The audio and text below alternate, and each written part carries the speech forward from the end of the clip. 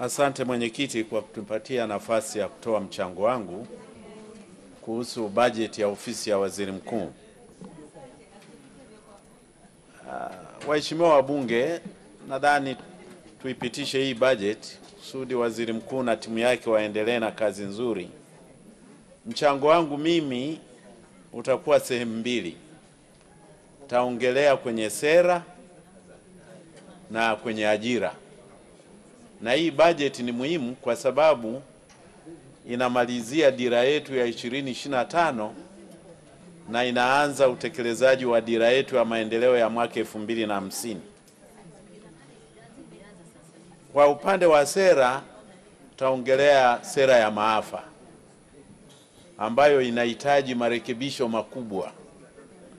Lakini kabla sijaenda mbali, naomba niendelee kutoa pole nyingi sana kwa ndugu zangu wa Msoma vijijini ambao tumepatwa maafa, nyumba 84 zimebomoka, na wale jirani zetu wa Msoma mjini vile vile walipata maafa makubwa sana.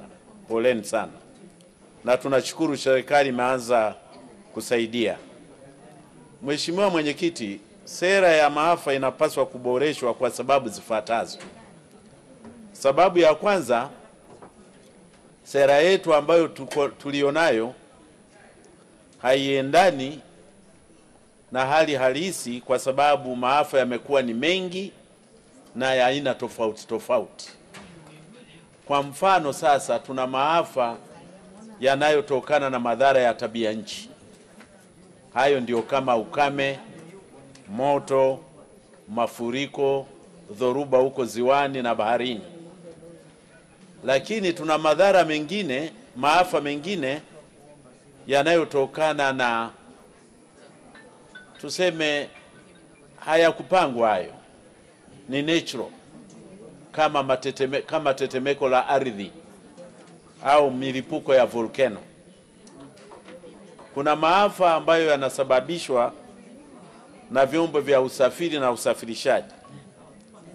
Kwa hiyo sera yetu lazima tuipitie upya. Na sababu ya pili ni kwamba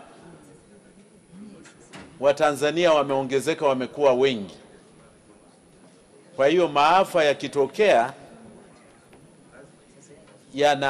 hayaendani na hali halisi ya kukabiliana nayo. Mwaka 1961 tunapata uhuru, tulikuwa Watanzania karibu milioni 10.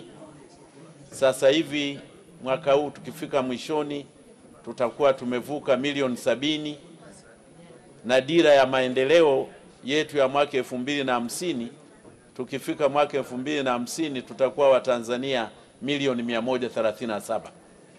Kwa hiyo inabidi tuboreshe hii sera ya maafa.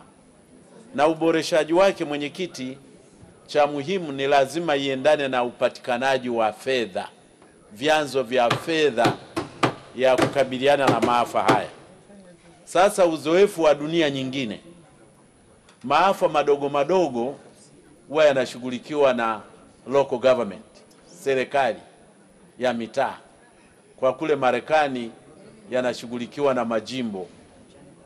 Hata kule China vile vile yanashughulikiwa na serikali za majimbo. Kwa kwetu hapa ni kama vile halmashauri. Maafa makubwa sana yanashughulikiwa na serikali kuu, central government. Marekani kule ndio maana unasikia federal government imeingia kati, na yanashughulikiwa na taasisi na NGOs za kimataifa kama Red Cross. Halafu ushirikiano wa nchi kwa nchi. Na chanzo cha tatu cha fedha za maafa zinatokana na bima. Sasa sisi hatuna bima nyingi, ndio maana maafa yanashindwa kuhudumia. Kwa hiyo Mheshimiwa Mwenyekiti, ofisi ya waziri mkuu tukishaipitisha hii budget, ninapendekeza sana tupitie sera yetu ya maafa iendane na vyanzo vya maafa, alafu iendane na upatikanaji wa fedha.